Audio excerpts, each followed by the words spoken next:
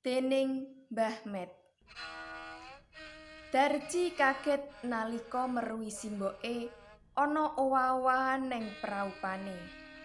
Darji uga ora wani takon apa-apa jalaran dheweke wis ngrumangsani lupute ya iku telat anggone mapak.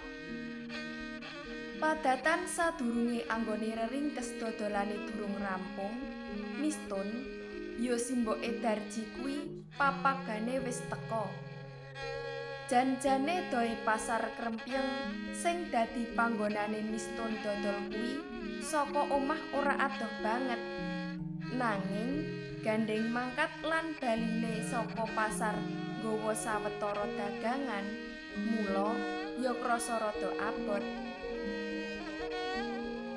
Sing didol Mistun menyang pasar krempyeng utawa pasar nunut kuwi sawetara bumbon pawon kang dibutuhake meh kabeh keluarga saben dinane.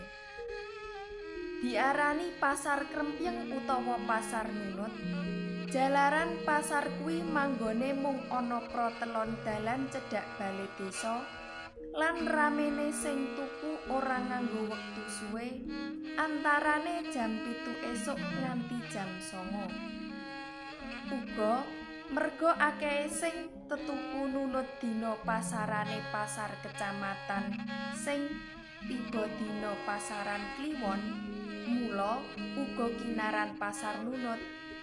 Yen ora dina kliwon, sing teka ana pasar kono kuwi sethithik banget.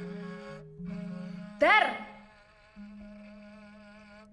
Pangundange Mistun nalika wis tekan latar omah marang Darji ya anake lanang nganggo tembung semu nyentak.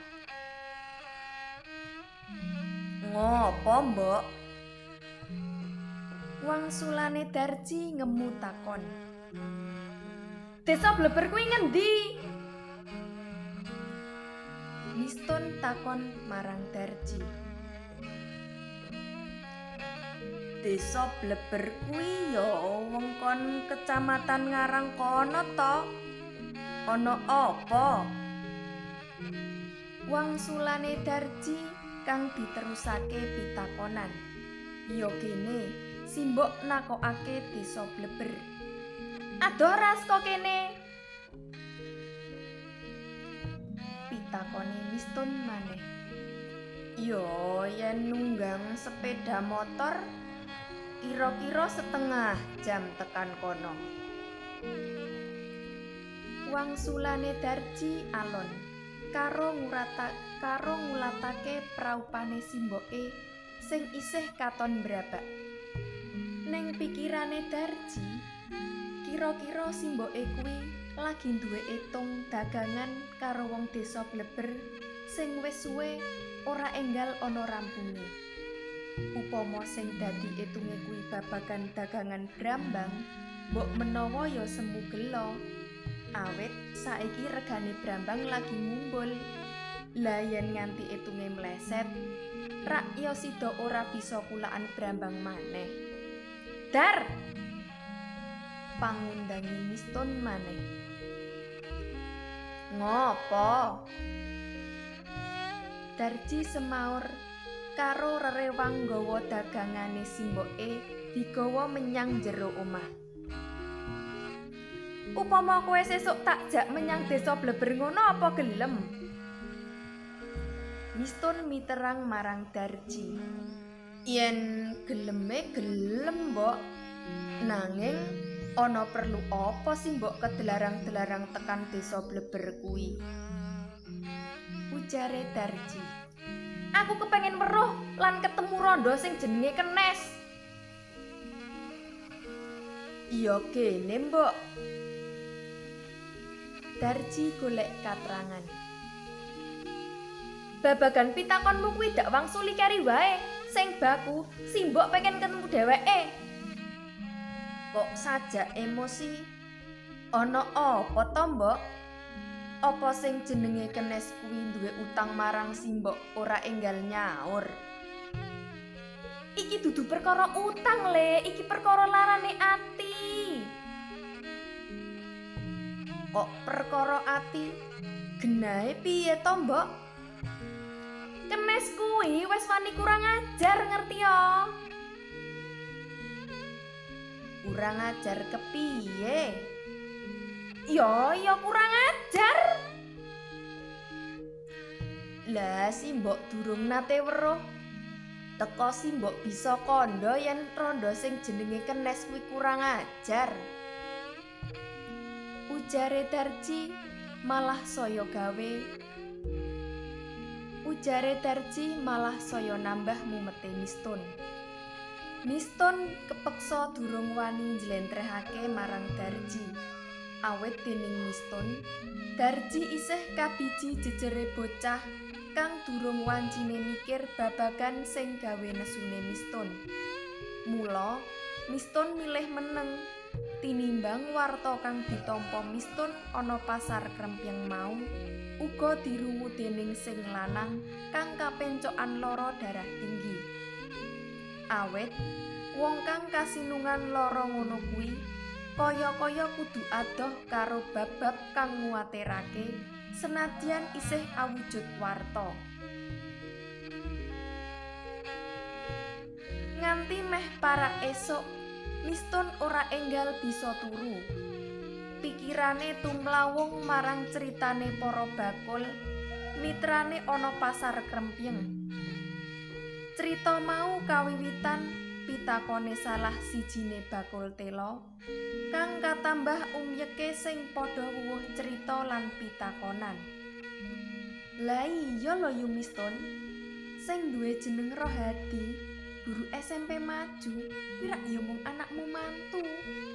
Gek sing jenenge Karti nyambut gawe dadi guru TK, kuwi rak ya mung anakmu wedok. Ujare Karyati sing dadi kancane Mistun melu kejar paket A ning gone Pak RT, uga kanca bakulan ana pasar. Gek warta kuwi ning koran apa, Mbak Kar? Pitakone Mistun kanggo oleh warta sing nulis kelakuane mantune.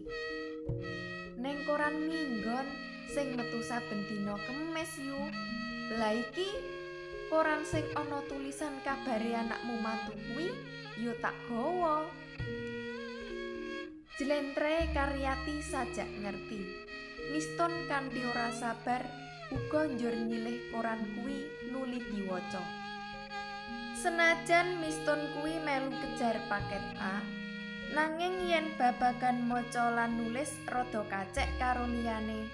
Awit Mistun dudu pasarta sing tuna aksara banget. Pancen sekolahe mbiyen mung tekan kelas 2 SD motol, jalaran kudu momong adine sing ditinggal derep wong tuane nalika semana. Yen babagan basa Indonesiane, Mistun pengalaman nalika mburuh ana Jakarta sadurunge rabi. Rampung anggone maca koran, pikirane Mistun dadi ruwet. Neng batin, yo gene saiki, anake mantu kang aran Rohadi kuwi ana owah-owahan. Biyen ketok apa, saiki malih kepiye? Sing tumanduk ana Karti, yo anake wedok Mistun kuwi. Batine Mistun dadi ngundha-mana marang Rohadi. Apa merga saiki wis kasembadan dadi guru sing jare bayare tikel pindho kuwi anggone siya marang Karti. Wong lanang pancen sok-sok menangi dhewe. Undhamanane Mistun ana batin. Sing ndadekake gumune Mistun maneh ya kene Karti kuwi kok mung monat manut wae dimaru karo randha kang aran Kenes. Apa sing jenenge Kenes kuwi luwih ayu tinimbang Karti? Malah ning koran kuwi Karti ikhlas banget dimaru karo randha kuwi. Ikhlase kuwi merga saka gedene rasa tresnane marang Rohadi. Wong wadon kok sudi timen dimaru. Simbok sing ora ikhlas, Nduk, njaluk pegat bojomu wae. Kowe rak ya wis nyambut gawe dadi guru TK, mumpung awakmu durung kebacut duwe anak. Grenenge Mistun ana lamunane wengi kuwi. Sawise anggone nglamun Mistun kesel, ora krasa makser Mistun turu. Isih jam 5, Mistun wis tangi maneh, terus mlaku tumuju kamare Darji. Darji digugah nganggo ujar sing rada kasar.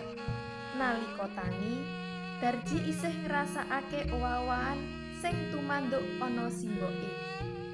"Mbak Yumu Karti telponen kondo sing ngakon simbok." "Ditelepon? Kon ngopo?" Darji takon, awet durung ngerti karepe simboke. "Kondo mengko rampung mulang Mbak Yumu kon rene, simbok arep omong-omongan," ujare Mistun. "Lah yen Yukarti takon arep ngomongke apa ngono, aku semaure piye, Mbok?" Darji bali takon. "Kondo penting ngono wae."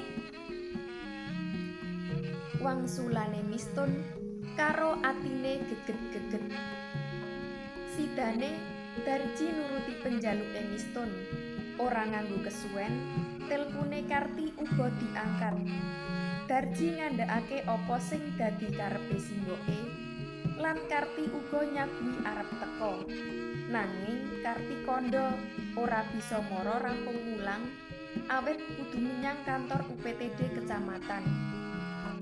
Sing rada gawe gumune Mistun maneh, jare Darji, pancen dina kuwi Karti arep mara sonjo menyang omahe Simbok. Miturut critane Darji, Karti kepengin ngandhakake sawijining bab marang Simbok. Batine Mistun kebeneran banget yen Karti arep wadul babagan polahe bojone sing arep wayuh. Ing pangangkah, Karti arep diobong atine dimen njaluk pegat. Sore kuwi langite sumilak resik. Wulan Mei, udane wis ngarang-arangi. Sedhela maneh, rembulan tanggal 15 bakal ndadari madangi jagat kang wis kangen karo cahyane. Iki jalaran sasi-sasi kepungkur, meh saben dina langite dikebaki mendung kanggo udan. Ora beda karo atine Mistun, sajake sisane mendung dina wingi isih ngendanu ana atine. Mbuh kepriye mengko anggone kandha marang Karti, sing baku Karti kudu wegah dimaru. Sore kuwi langite sumilak resik. Wulan Mei, udane wis ngarang-arangi. Wong loro lanang wadon boncengan sepeda motor model sing paling anyar menggok lan mandeg ana latare Mistun. Sing teka kuwi Karti kang diarep-arep Mistun wiwit esuk mau. Tekane Karti dibonceng Rohadi kanthi praupan kang sumringah enggal nyalami simboke. Sawise salaman, Karti njur masrahake oleh-olehe kang bentheot, sing jare sate ayam senengane simboke, lontong tahu karemane bapake, lan telo goreng senengane Darji. Tekane Karti banget gawe tuwuhe pitakonan ana atine Mistun. Teka bojone arep wayuh, kok sajak rumaket banget anggone srawung bebrayan. Apa iki sikep sing nate diwaca Mistun ana koran wingi?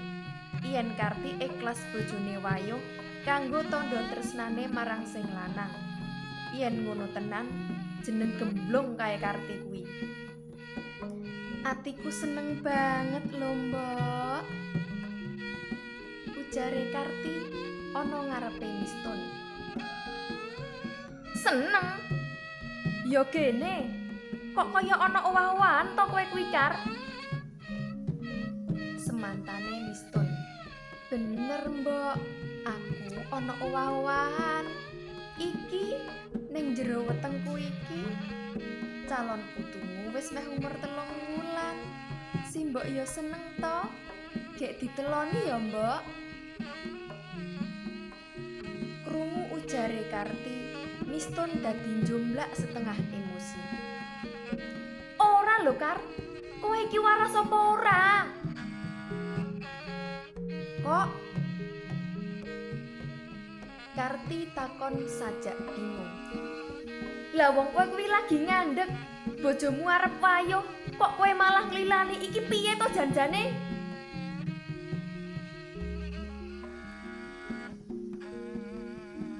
Pitakone Mistun nyeplos.